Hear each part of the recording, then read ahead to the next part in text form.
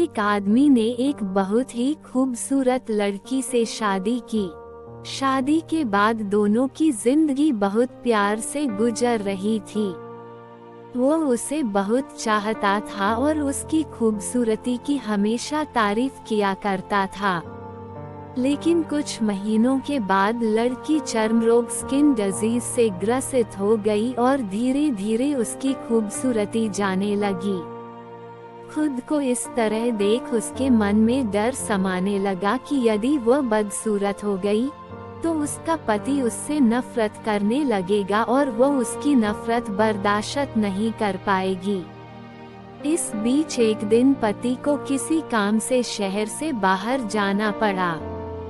काम खत्म कर जब वह घर वापस लौट रहा था, उसका एक्सीडेंट हो गया।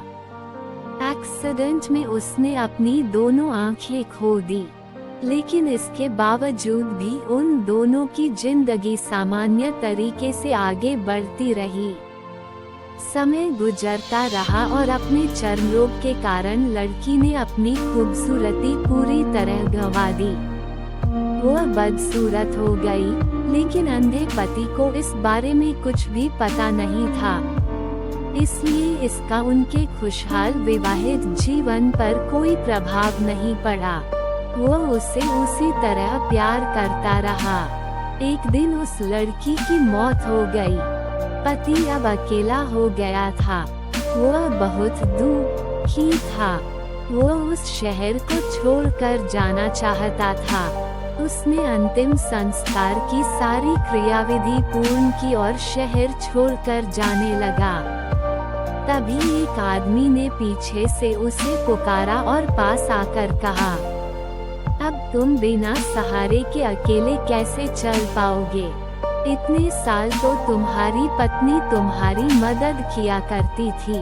पति ने जवाब दिया, दोस्त, मैं अंधा नहीं हूँ, मैं बस अंधा होने का नाटक कर रहा था, क्योंकि यदि मेरी पत्नी को पता चल जाता कि मैं उसकी बदसूरती देख सकता हूँ, तो यह उसे उसके रोग से ज्यादा दर्द देता।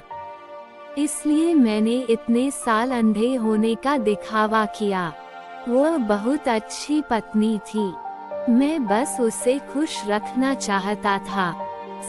खुश रहने के लिए हमें भी एक दूसरे की कमियों के प्रति आंखें बंद कर लेनी चाहिए और उन कमियों को नजरअंदाज कर देना चाहिए।